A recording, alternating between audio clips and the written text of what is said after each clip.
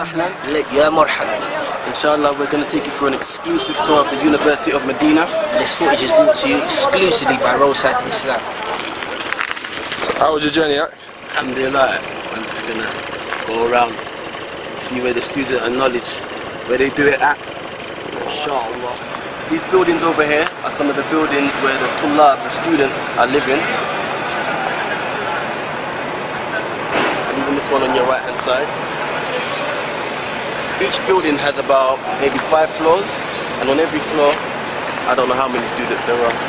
But over here, you've got the place where you can wash your clothes, just over there. You can get it washed, get it ironed. Further down, you can Maghsil. That's that.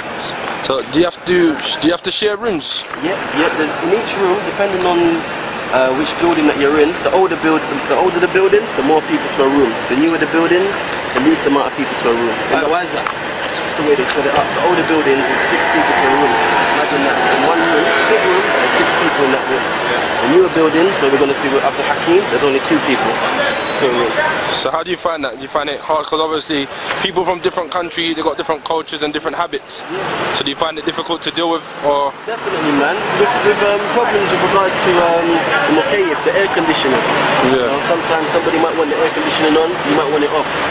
And it can become problematic. But if you've got good roommates, alhamdulillah, you're okay. alhamdulillah. Let's walk. This is one of the mat'ams, the restaurants that you can eat in. This one you have to pay money for. The other mat'ams down there, the students can eat there for free.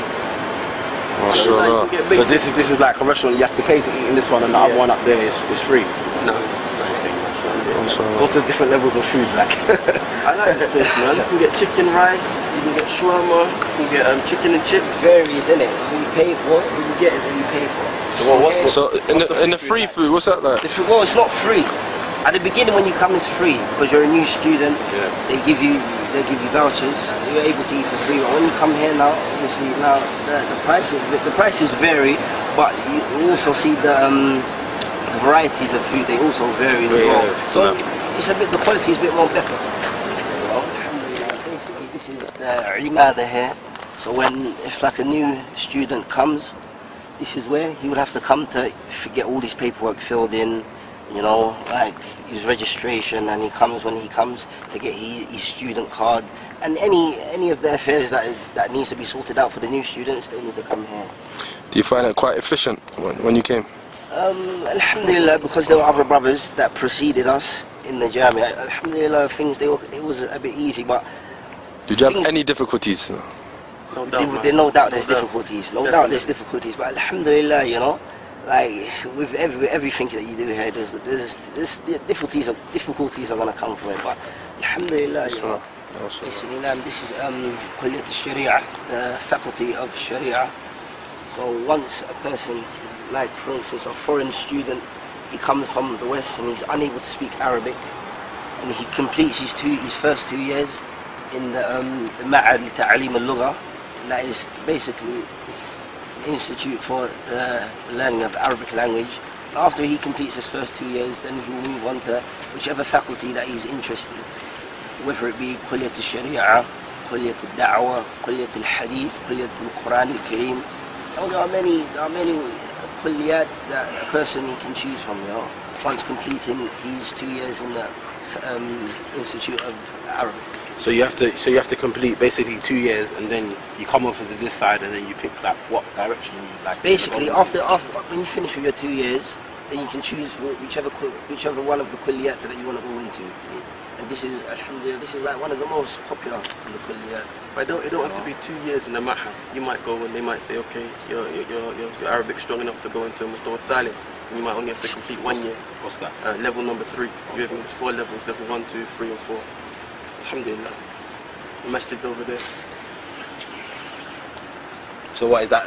That's the masjid for all the students? Yeah, basically this is the masjid for the Jamia, where most of the students they attend here. Well, how many masjids is there? Just one? This is the main masjid. There are other little like for instance, in Complet Sharia they have like a musalla masjid in here. But this is the actual masjid for the Jamia. So when there's Jummah, when it's Yawm al-Jum'ah, the khutbah is given here. Okay, now we're at the Ma'had for Ta'aleem al-Lughat al-Arabiyyah. This is where the new students that need to go through the Arabic language process go to study from 7:30 in the morning to 12:30. MashaAllah. Now, this is Kullit al-Hadith al-Sharif, where they specialize in hadith and sciences of hadith. You have sick as well. Is it done? Now, as you can hear, this is the adhan for Salat al-Maghrib.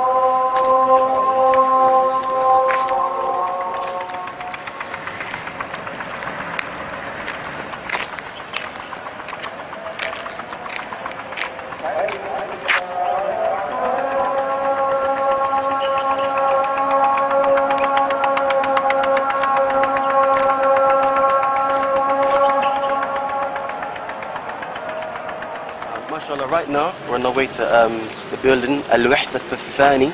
This is the building that I'm staying in. When I first came to the Jamia, they put me in Al-Wahdat al-Ula, which is right here.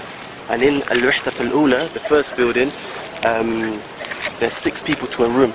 Okay, so you're in a room with 5 other people, and there's no partition.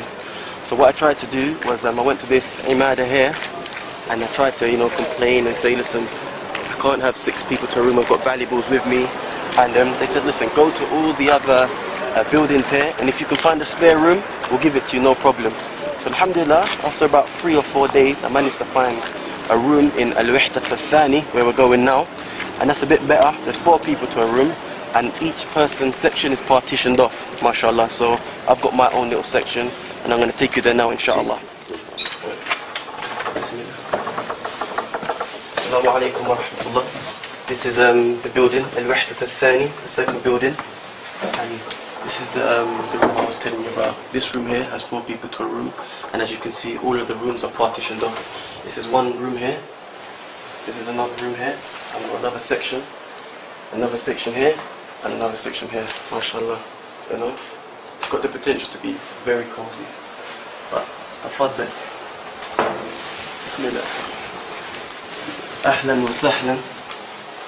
This is my quarters right here, mashallah, tabarakallah. I've got a nice little setup. I've got my bed, I've got my desk, my computer, mashallah, a few books that a few brothers helped me get the other day. I've got my internet as well.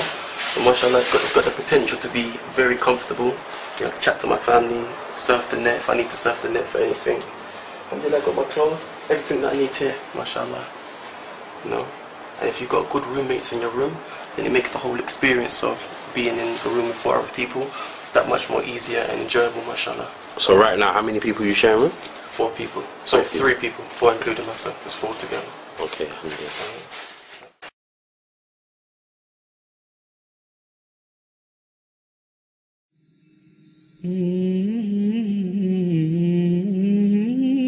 Right now, we're just leaving the older apartments, mashallah, and we're going to make our way over to Hollywood. If you look over there, so where the newer buildings are placed. And in the newer buildings, there at least there. The rooms, basically the rooms, it consists of... Does anyone want a drink? I'll give me a drink, right? Go on, you get me a drink. Carry on that. Basically, the rooms in the new building, they consist of 2 people to a room. So, it will be you, like for instance me, I live in this new building here, it's called Thani Ashar. I live in there with 1 more person, another brother. So, alhamdulillah, it's much more cleaner than the older, and obviously it's newer than the older buildings as well. Alhamdulillah, we'll take a trip over there now.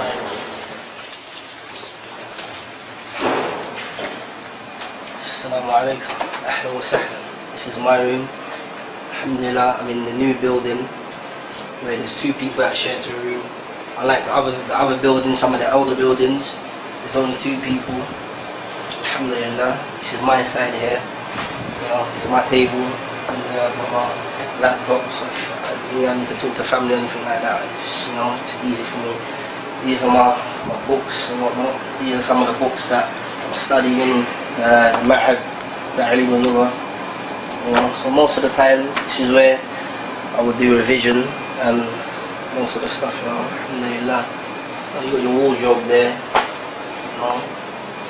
the AC, alhamdulillah. know, this side here, this is the brother that I live with. This is his side. Yeah, this is the kitchen. You know, to work on their day to day. When they finish their studies, they can come and they cook their lunch, dinner, whatever you want to call it, whatever it is. This is where it goes down. Basically, this is the washroom. So everyone, you know, everyone each has their own washing machine, you know, and then everyone just does their thing in there, clean your clothes in there.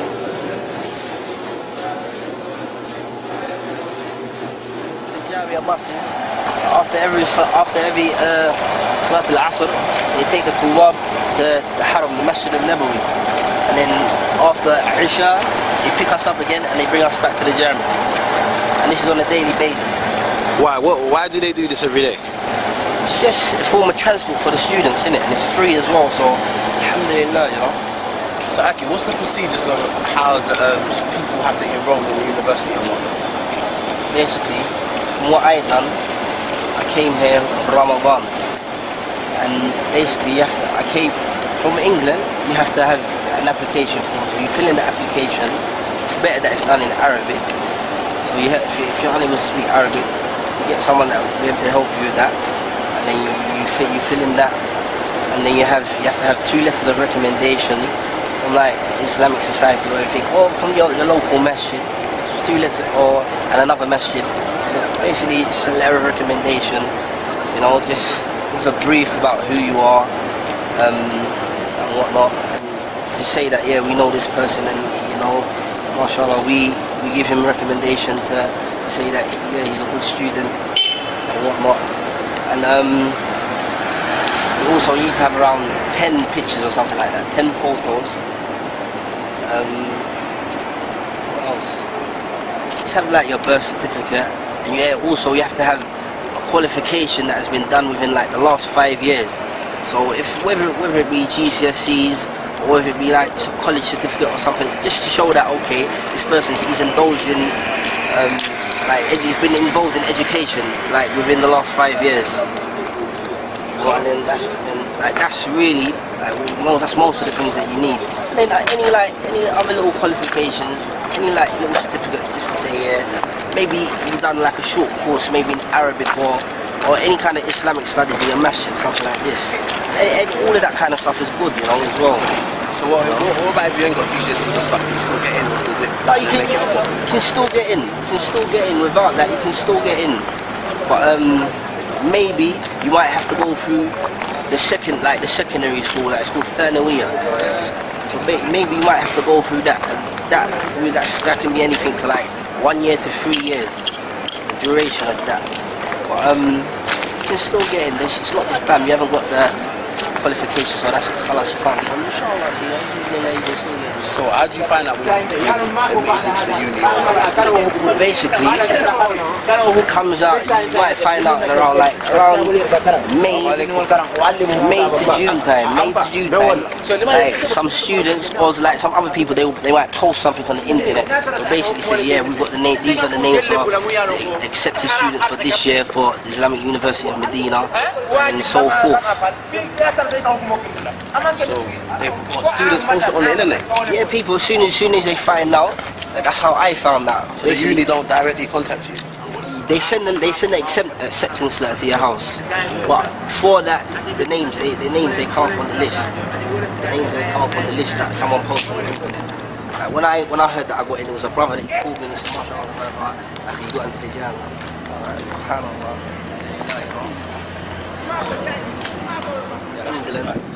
To try and apply. When you get here, you'll come to this building here, Riyad, and you'll come in here, and then basically you'll have the interview. You'll be assessed by one of the people that work there.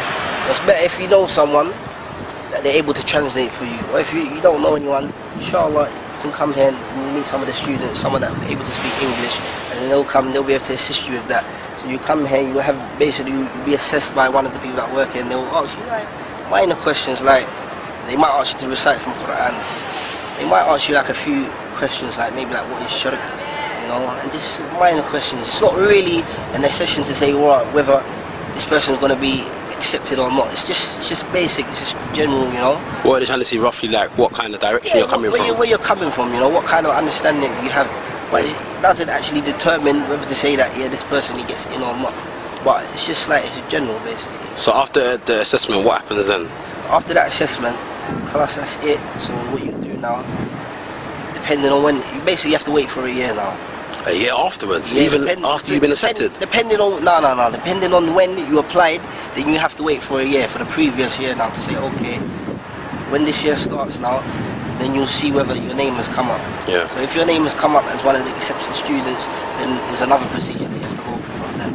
And what's that procedure? Basically, it's a year that you have to know, you have to wait, and you'll know whether you are accepted or not. Okay, Jazakallah.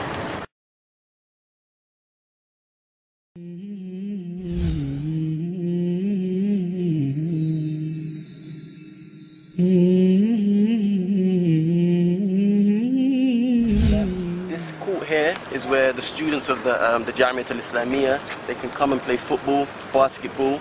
Even if you come closer, you can see straight down there they've got like a bar. You see some of the students on like a Thursday night, Friday night, they start doing some workouts, pull-ups, chin-ups and stuff like that. This place is generally open all the time, but you find that Thursday night, Friday night is where it's packed out.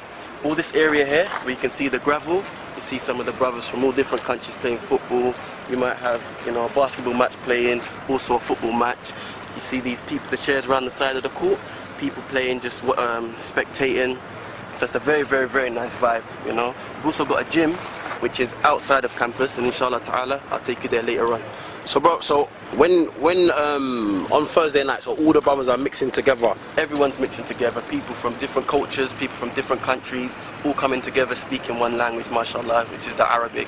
And it's fun, it's a nice way after that hectic week studying Arabic and whatever kuliya you're in, just to, you know, release and just, you know, let your hair down. Alhamdulillah, the day in the life of a talib in the Jamia, student in the University of Islamiyya.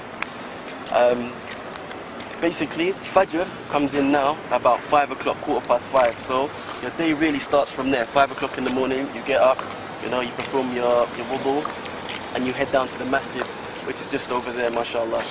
After you've prayed the salah in Jama'at, many students, they stay in the masjid until the rise of the sun, and they spend their time with different types of ibadat, you know, reading Quran, maybe studying Arabic, doing some memorization.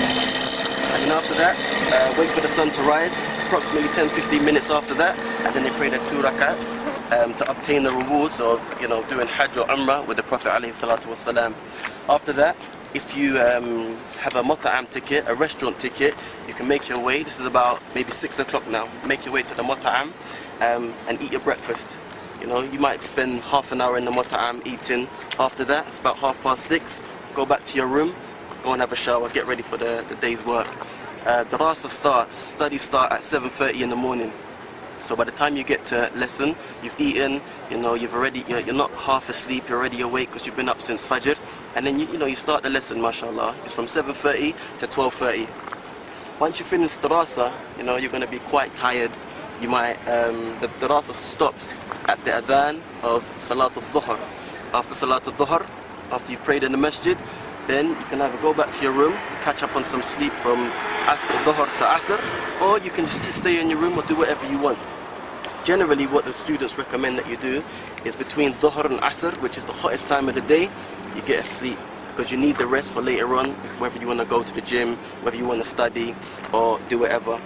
Salat al-Asr, now this is your time to revise the notes that you've taken earlier that day, or to do anything you want.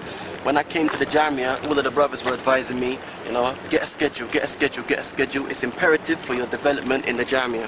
So if you were somebody that did want to make a schedule, after Asr would be a good time up until Salat al-Isha to concentrate on Quran. If you're in the Ma'had, going over your notes for the Arabic language. And that in a nutshell is the day in the life of a talib, over and over and over again, you know. Some brothers, they choose after Salat al-Isha, which is about 7:30, they go to the gym and just, you know, have a little workout just to cool off and relax. Alhamdulillah. Bismillah wa salatu wa salam ala rasulillah wa ala alihi wa sahbihi wa man wala. Amma ba'd. My name is Ismail Muhammad Noor. I'm Somali originally, and I grew up in Sweden. I've been studying in the Jamia for about 3-4 years now, alhamdulillah, and since the very beginning, I've been benefiting.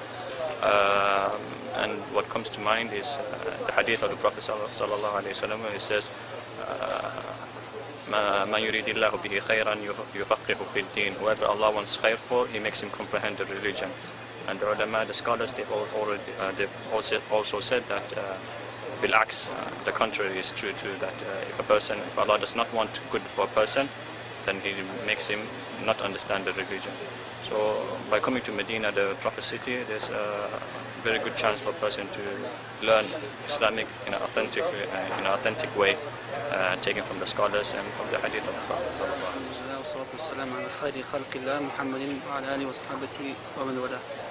I'm your brother Tariq Muhammad Hassan. I'm from Holland, and I'm studying now for the 3rd year in Kulliyat al-Hadith.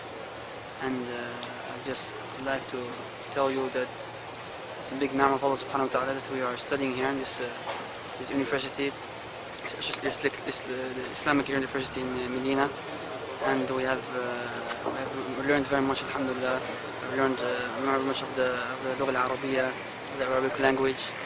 We've memorized much of the Quran, alhamdulillah. We have benefited very much of the Jamia Islamiyya.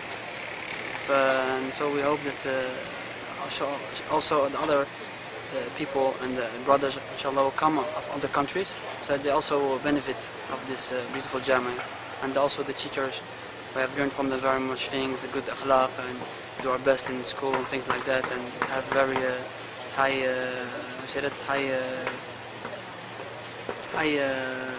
standards. Jazakallah khair. Barakallah.